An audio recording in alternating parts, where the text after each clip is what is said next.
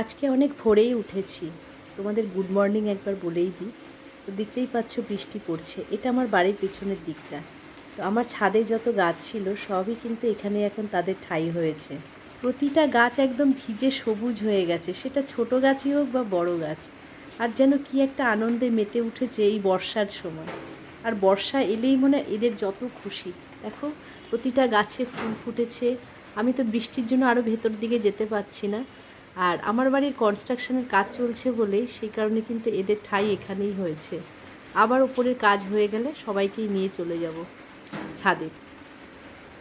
সকালে কেউ ঘুম থেকে এখনও ওঠেনি, তো আমি উঠেই আগে এই বৃষ্টি পড়াটাকে দেখছি, উপভোগ করছি। ভালো লাগছে। খুব জোরে বৃষ্টি হচ্ছে না, ঝিরিঝিরি হচ্ছে। দেখো প্রতিটা গাছের পাতাতে যেন জল একদম ধরে রেখেছে। এর সকালটা বেশ কাটালাম।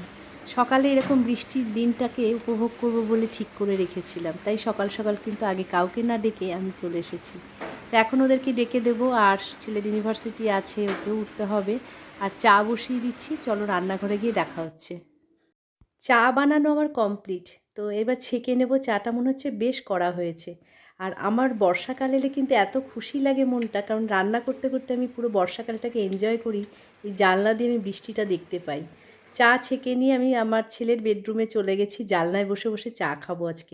Good morning everyone. তো সকালে চা নিয়ে চলে এসেছি, আর আজকে সকাল থেকে পড়ছে বৃষ্টি, এটাই দেখাবো তোমাদের। দেখো, আর এখানে বসে আজকে চা খাবো। তো সেই কারণে চা বানিয়ে নিয়ে চলে এসেছি, আর এখানে বসবো, বসে বৃষ্টি দেখব। সকাল থেকে আজকে বৃষ্টি চলছে।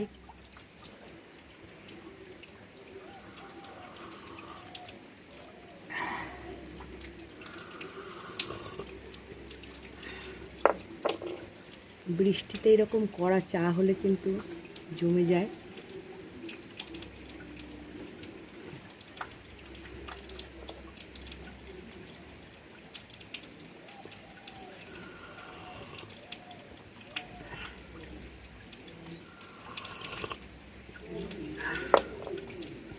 চাটা খুব দারুণ বানিয়েছি।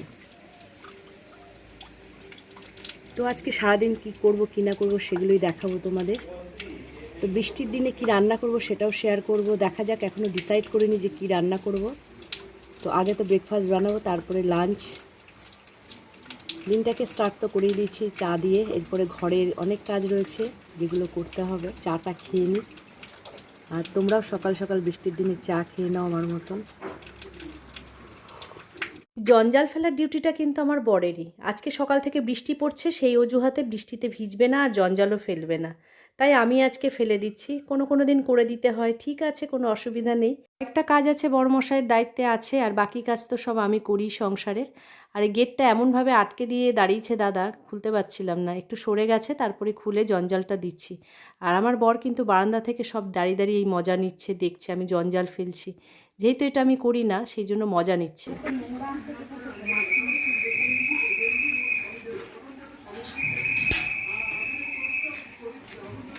জঞ্জাল ফেলার পরে চলে এসেছি বেডরুমে। এবারে বিছানাটা গুছিয়ে নেব। একটা ঘরের বিছানা তো গোছানো হয়ে গেছে, আর এটা বাকি আছে। এটাকে গুছিয়ে নিয়ে তারপরেই চলে যাব ব্রেকফাস্ট বানাতে।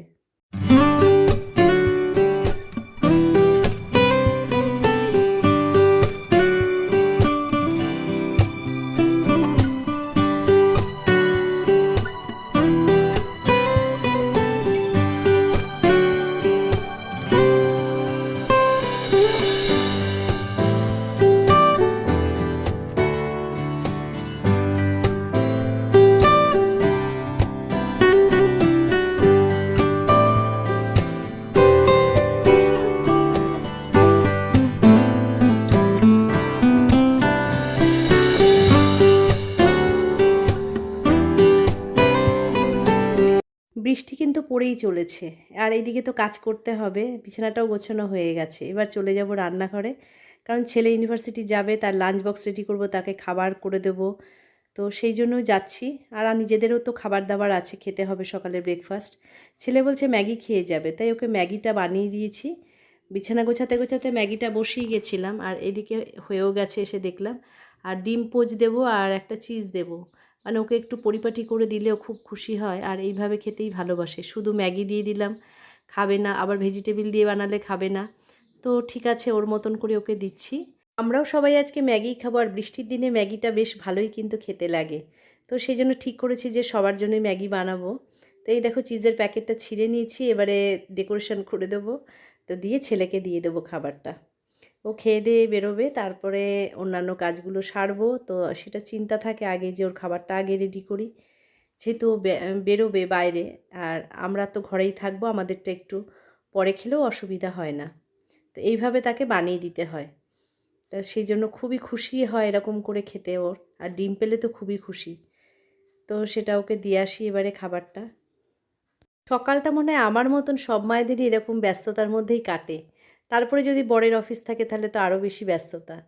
তো এখন দেখো এই যে ছেলেকে খাবারটা দিয়ে দেবো, দিয়ে তারপরেই ওর লাঞ্চ বক্সটা রেডি করে ফেলবো। আজকে মোসাম্বি লেবু দেবো 3টে মতন, আর এদিকে খেজুর দিয়েছি 4-5টা, আর দিয়ে দেবো 3টে কলা দিয়ে দেবো। আর ও ফল খেতেই ভালোবাসে, দুপুরবেলা সেটাই খায়। বাড়ি থেকে যেহেতু একটু ভারী খাবার খেয়ে যায়, অন্যান্য দিন ভাত খেয়ে যায়, তো আজকে তো ম্যাগি খাচ্ছে বৃষ্টি পড়ছে বলে। তো আর এগুলো গুছিয়ে টুছিয়ে দিয়ে তারপরে আমরা খেয়ে নেব, আর এদিকে দুপুরে রান্নাও এদিকে সাথে সাথে শুরু করে দেবো। বৃষ্টি তো পড়েই চলেছে, কিন্তু কাজ তো থেমে থাকবে না। এদিকে ভাত ফোটা শুরু হয়ে গেছে, মোটামুটি রান্নাগুলো সেরে নিয়েছি। আর এদিকে জানলা দিয়ে আরেকবার দেখাই, দেখো আকাশে পুরো মেঘে ভর্তি। চিন্তা করছি যে ছেলেটা যাবে, সেটাই একটা চিন্তা থাকে। তো এদিকে রান্নাবান্না কিছুটা হয়ে গেছে, আমি স্নান সেরে পুজো দিচ্ছি। ততক্ষণে তোমাদেরকে আর রান্নাটা দেখানো হয়নি। তো বৃষ্টি তো চলছেই, আর এদিকে পুজোটাও সেরে ফেললাম। একটা বড় কাজ হয়ে যায় স্নান করার পরে পুজো করে ফেলাটা। তারপরে রান্নাঘরে আবার আসবো, এসে তোমাদেরকে দেখিয়ে দিচ্ছি। ভাত করা হয়ে গেছে, আর এদিকে চিংড়ি মাছ রান্না করেছি আজকে। চিংড়ি মাছটা তো দেখেই মনে হবে যে খুবই টেস্টি হয়েছে, খেলে বুঝবো। আর বিড়ালের মাছও সেদ্ধ করে রেখেছি, ওদেরও খাবারটা চিন্তা করতে হয় আমাদের সাথে সাথে, কারণ ওরাও চারাপোনা মাছকে সেদ্ধ করে দিই, সেটাই খায়। আগের দিনের কিছু রান্না ফ্রিজে আর রাখা আছে, সেগুলো খাবার আগে গরম করে নেব। সেই কারণে আর তোমাদেরকে দেখালাম না। আজকে যেটা যেটা করছি সেটাই দেখালাম। তো এইখানে বিড়ালের মাছও রয়েছে, সেটাও দেখিয়ে দিলাম। আর এখন কাঁঠালের দানা ভাজা করছি। তোমরা কেমনভাবে ভাজো কাঁঠালের দানা, সেটা আমাকে কমেন্টে অবশ্যই জানিও। আমি তো অনেক রকমভাবেই করি। কাঁঠালের দানা ভাজা আমার হয়ে গেছে, এবার নামিয়ে নেব। আজকের বৃষ্টির দিনটা তো আমি ভীষণভাবে এনজয় করলাম, সকাল থেকে সেটা তোমাদের দেখালাম। বিকেলে আজকে ভাবছি কোনো একটা পকোড়া করবো, আর তার সঙ্গে চা। তোমরাও কি আমার মতন বৃষ্টির দিনটাকে এইভাবে এনজয় করতে ভালোবাসো? তাহলে অবশ্যই কমেন্টে জানাও। ভিডিও ভালো লাগলে লাইক, কমেন্ট, শেয়ার করো, সাবস্ক্রাইব করো। তোমরা সবাই ভালো থেকো, সবাইকে ভালো